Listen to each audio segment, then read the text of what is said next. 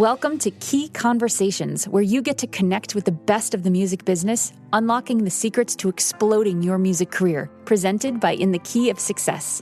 I'm your host, Cheryl B. Engelhardt. The conversations you're about to hear are between our special guest and participants of my MX4 course, the Marketing and Branding, Money-Making, Mentorship Mastermind for Musicians. They are singers, songwriters, composers, producers, and artists just like you, asking their burning questions of our experts while transforming their careers over 6 weeks. If you think this could be you, check out mx4course.com to schedule a free half-hour coaching call with me to see if we'd be a good fit. So, let's get started.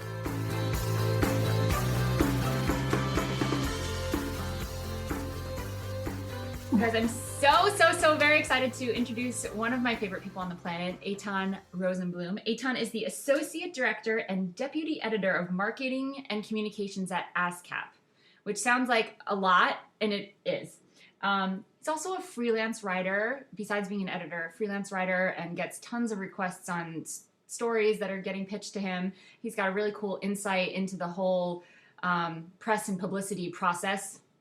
Say that 10 times fast. And he's just an awesome champion of music and musicians. And if you go to the ASCAP Expo or go into their offices, he's the person greeting you with like a big smile, and he's just a pleasure. So I am so grateful that you are taking the time out of your very busy day to sit with us. So thank you for being here. Total delight. Thank you. Happy to be here. Awesome. So I'm just going to start the way I start most of these interviews and say, ask you what really got you to this point right now in your career. What are some highlights that got you to where you are now, and what are you most psyched about doing today? That's a couple questions, but sort of the arc. Sure, the whole scope. Well, I've been at ASCAP for almost 9 years, and I can't say that working for this company itself was the one thing that I wanted to do, but I knew that after I graduated from college with a psychology degree and promptly decided I wanted nothing to do with psychology professionally, that I had to return to my first love, which was music. Grew up in a very musical household. Mother was a cantor in the Jewish clergy, and my dad is a avant-garde jazz piano player in his spare time. And then I came to death metal on my own. So there was just little bits of everything floating around throughout my childhood, music-wise. So I worked half-time at a very small jazz label in Los Angeles called Cryptogrammophone, and I highly recommend their entire catalog. But it wasn't getting me out of my parents' house. So a friend of my mother's was helping her produce her record, and this friend happened to know a woman named Brendan who worked at ASCAP and suggested that I go see if they had any jobs available. And lo and behold, they did in the LA office, and it happened to be working for this woman, Brendan.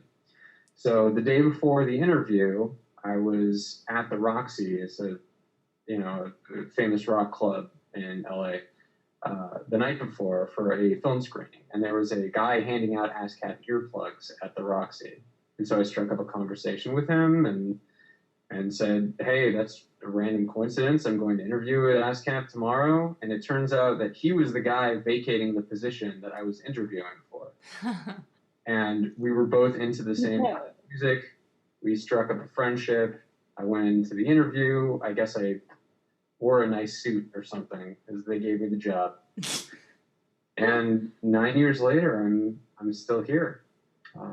So I think it was a mix of just skills that I already had, mostly writing skills, and a wide range of knowledge, or at least interest, in many different kinds of music.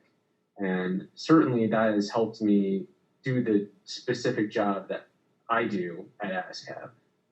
But it's also helped keep this whole job fresh and interesting. I'm working in between many different departments, many different genres, interviewing people from far-flung corners of the musical genre spectrum.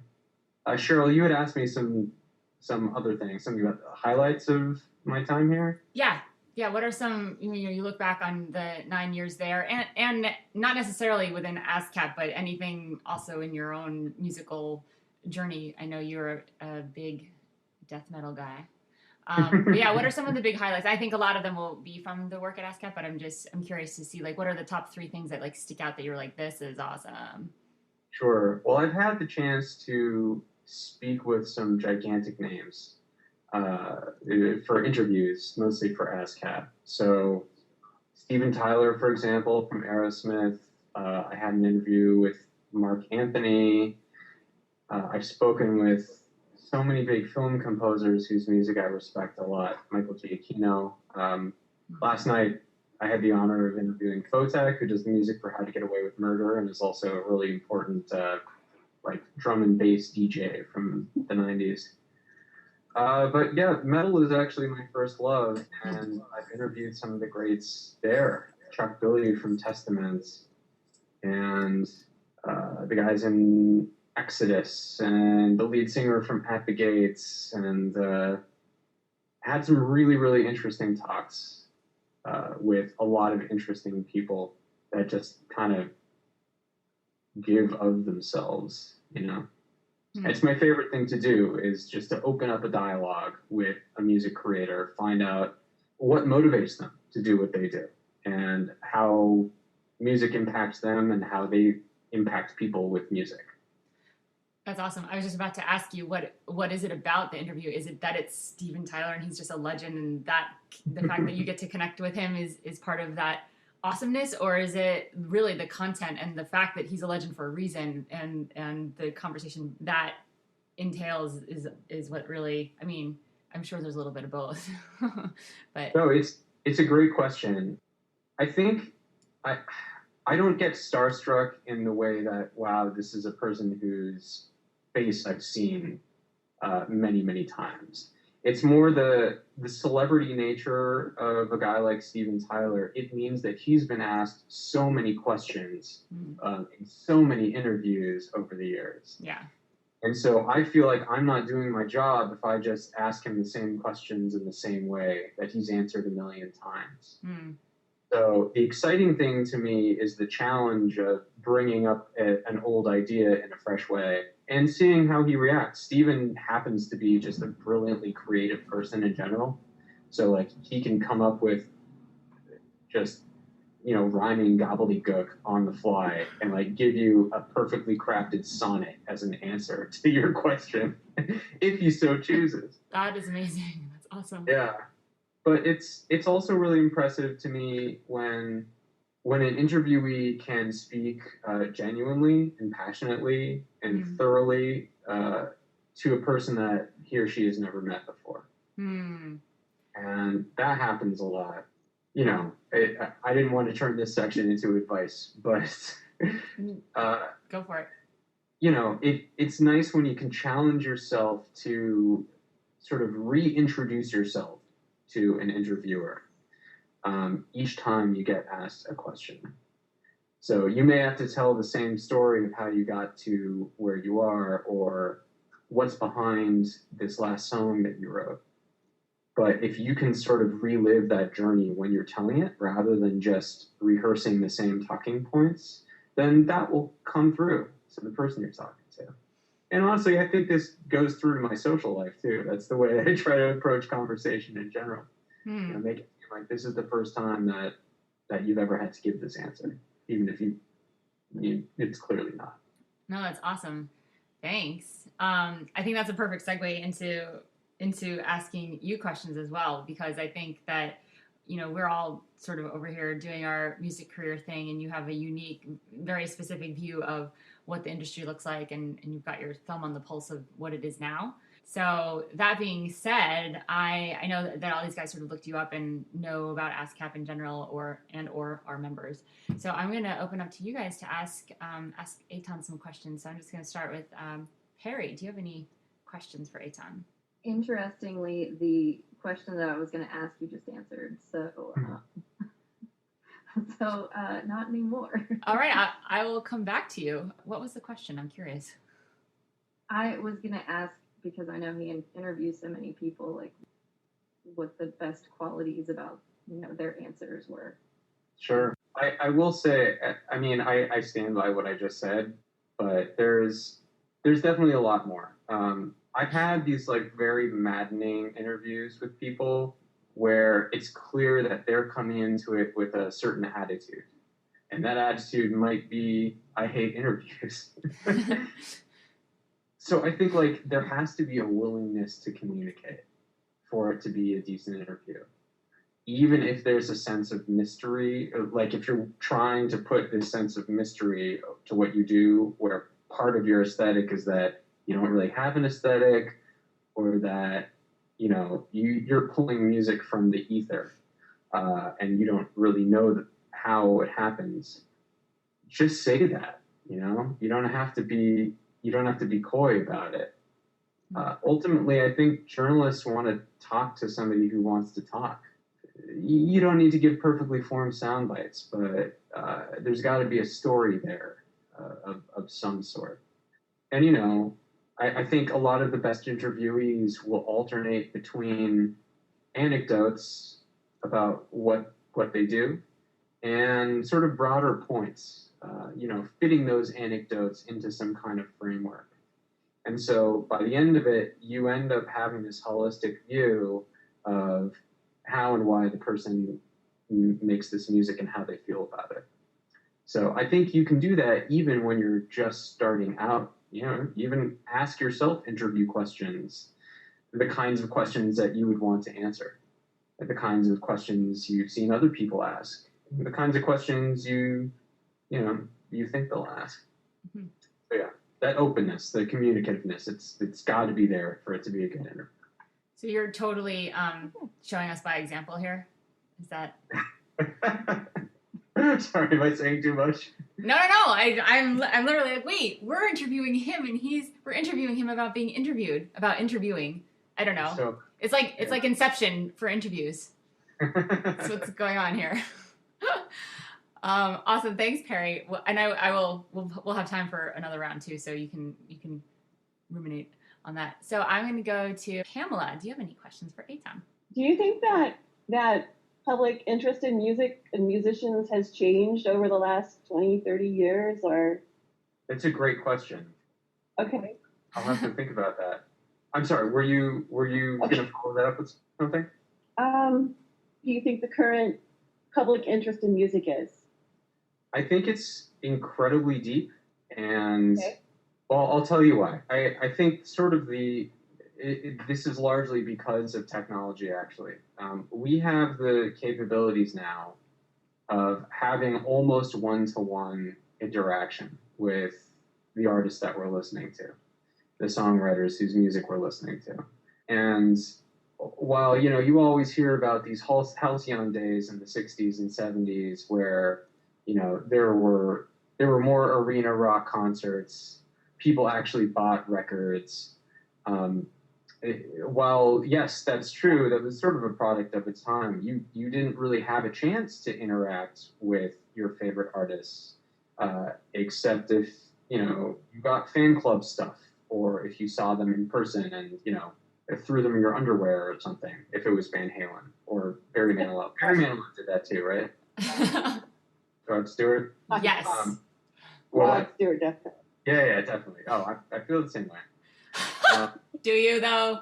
No, I just went to H&M and got new underwear, and I'm really proud of my choices. So I wouldn't just give them up to any old crooner.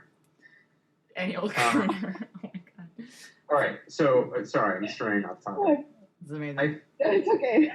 I think that back then you almost had to love the music, and you would almost like construct an idea of who the artist was through mediators, through journalists, through press materials, through interviews, what you've read. And while the mediation is a little bit more transparent now, because we can get information on these people all the time. We read their Twitter feeds and Facebook posts, sometimes even things that shouldn't have been out there. So I feel like now the interest is almost as much about music makers as people, how they live their lives, as it is about the music itself. And I think, or at least I hope, that extends to the process of music making.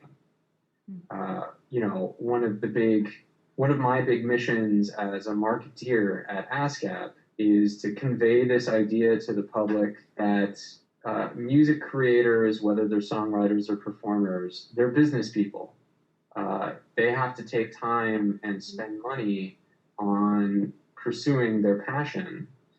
And if they're not compensated fairly for it, then they will have less incentive to continue doing it. I mean, you guys are all, paying money to be part of this course, and it's a great idea.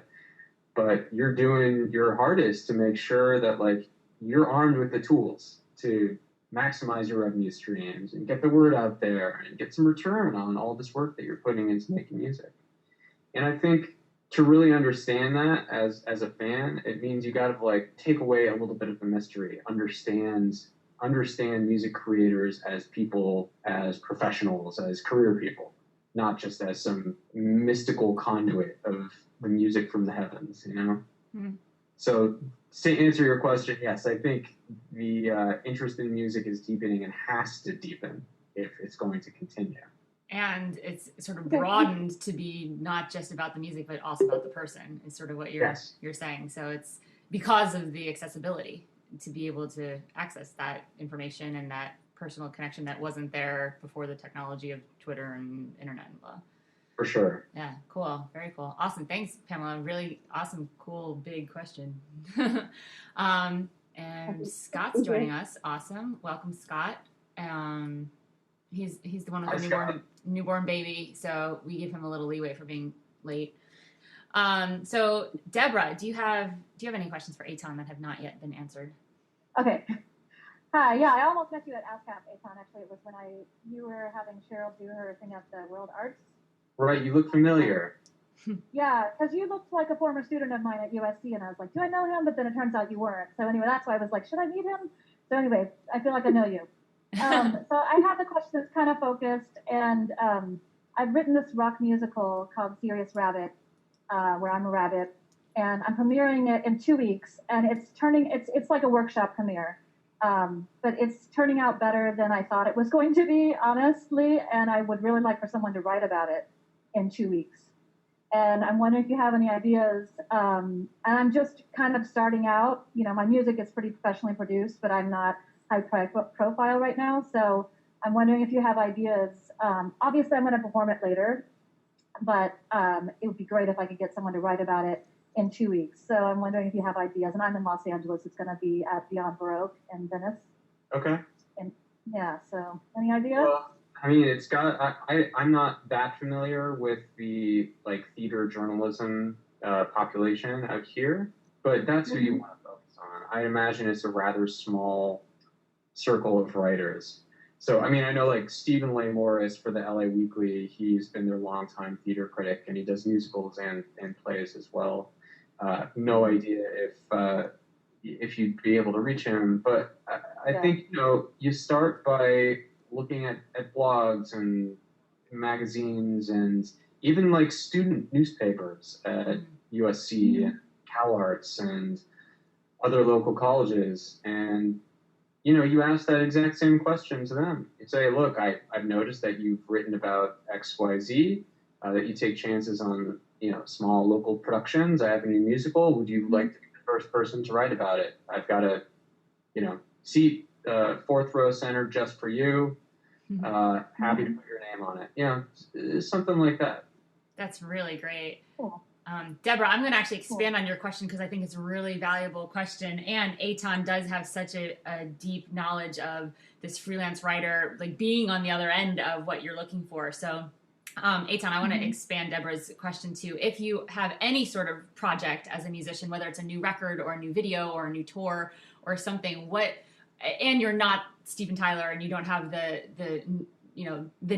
household name thing going on for you, what is the best way to sort of, I think you sort of answered it specifically for Deborah, but if you can add on that, is there a specific thing that really helps get that freelance writer's eye or the newspaper or the blogger's eye that's different from what the hundreds of requests they're getting? Like, what would you suggest from that point of view in the press world? Well, I mean, you said the hundreds of requests, and you're exactly right. Journalists tend to be inundated with so many press releases. So many of them are just blind copies, and you get the exact same form letter that everyone else does. And I understand, like, for expediency's sake, you're going to have to do that sometimes. But if you're looking for a targeted response, like, yes, I will be at your show, or yes, I will take a look at this track, or yes, I will premiere your song or video on my blog, then you need a targeted request. And what does that mean? It means referring to the person by their name. It means having some even like low level of understanding of what they've done in the past, what they tend to cover, and why they might want to cover you. So it could be as simple as, hey, I see you've written about Andrew Bird, let's say, and you like his music. I think you might enjoy mine too. Check it out. Here's a link to, stream my new song. It's a private link. Don't share it. Oh, I see a cat. Perry just got 2 kittens. They become quite the integral part of the MX4 video chats. That's adorable. You're giving them a cut rate, right? The cats? Yeah. Yeah, they both have scholarships. It's totally fine.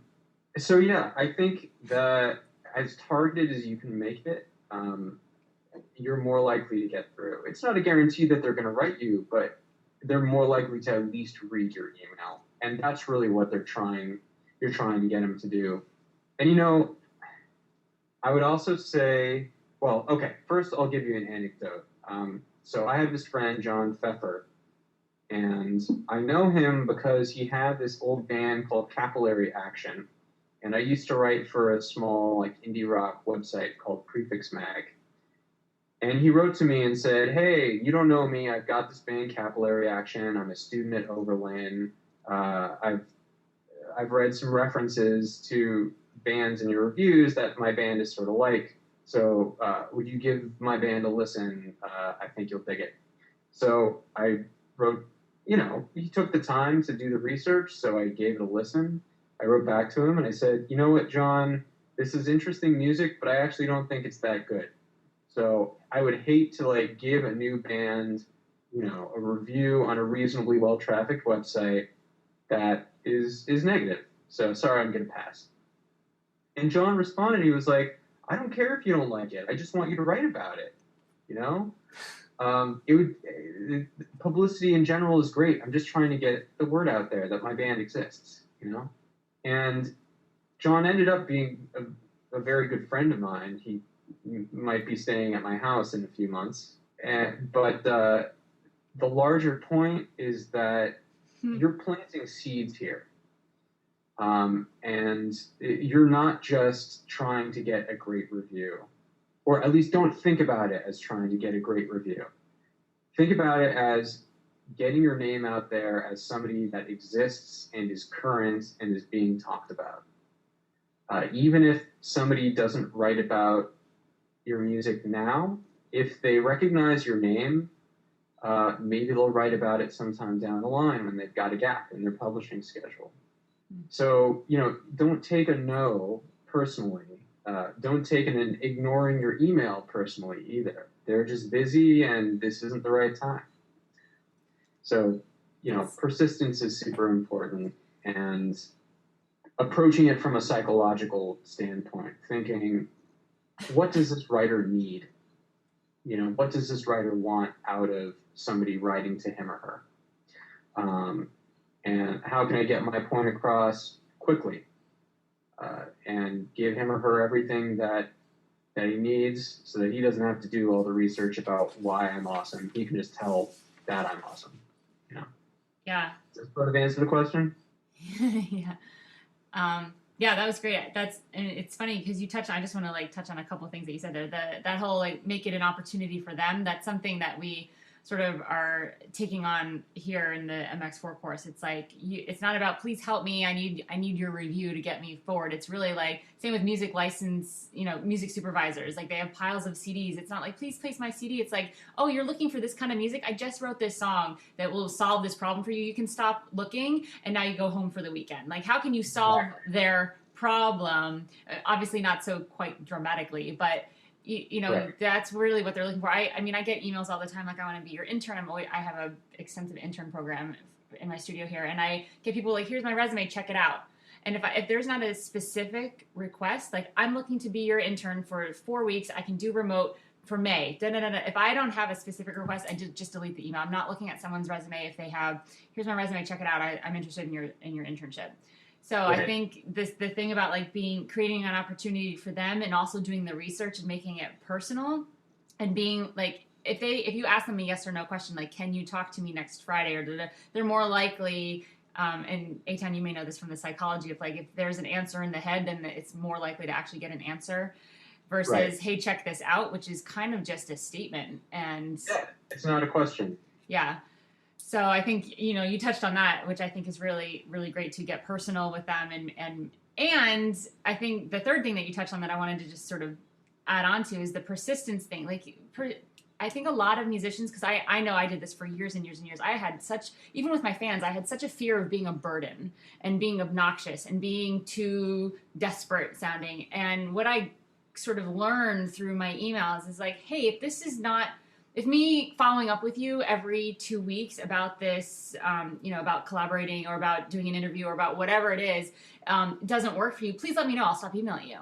And then the ball's in their court. So you can essentially keep following up with them until they get back to you. This is for those people that you never hear from and you're wondering if they just didn't like it, or don't wonder, just keep asking. Like, are you just not interested? Because that's totally fine with me. Just let me know.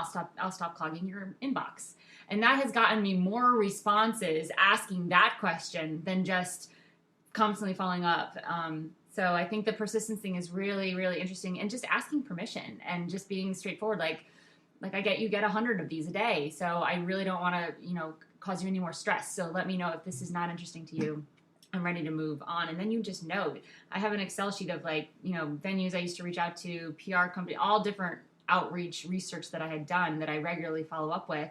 And more and more of them, I'd rather delete rows than have big question marks in like, this person's not interested. This is not in line with their blog. This is not in line with their paper. Cool. Get it out of there. I never have to send them another email. Like, that's good for me. Cool. Either way, there's going to be more actions to take, whether you're moving forward with them or you try to find someone else to move forward with. So either way, you're doing the work. So it doesn't. Yeah, exactly. Yeah. Cool. So that was, great question, Deborah. All right, we're going to stop it right there and come back next week with Etan. We're going to dive in even deeper into this whole conversation, and you don't want to miss it. Etan's got some amazing insights from the inside of ASCAP, so stay tuned. Please don't forget to rate and comment on iTunes and Stitcher Radio if you like this podcast. It's the best way to keep it going, get more subscribers, and continue to share this awesome information with the indie music community. Thank you, and we'll see you next time.